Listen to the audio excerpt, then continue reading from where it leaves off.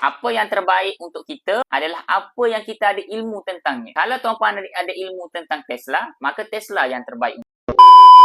Invest dalam Tesla ke Gold lagi better bang? Okey, menarik soalan ni. Kalau kita nak tahu mana yang lagi better, dia bukan soal Gold, Tesla, tanah, kripto. Bukan, dia bukan soal produk tuan-puan. Yang paling penting adalah ilmu. Maksudnya, kalau tuan-puan tanya saya, cikgu mana lagi better Tesla dengan Gold? Jawapan saya, Gold.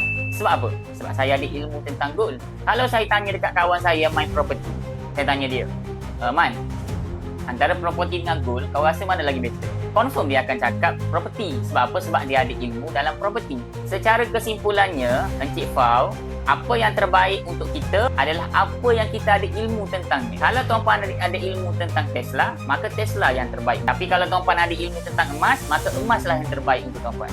Sebab apa? Sebab semua alat kewangan ni tuan-puan yang menjana cash flow semua bagus. Tapi kenapa kita ada dengar orang kena scam dengan emas, kena scam dengan kripto, bankrupt sebab hartanah? Sebab ilmu je. Gap antara orang cerdik dengan kurang cerdik adalah ilmu je. Ilmu dah plus dengan pengalaman. Jadi kalau tanya saya, better Gold.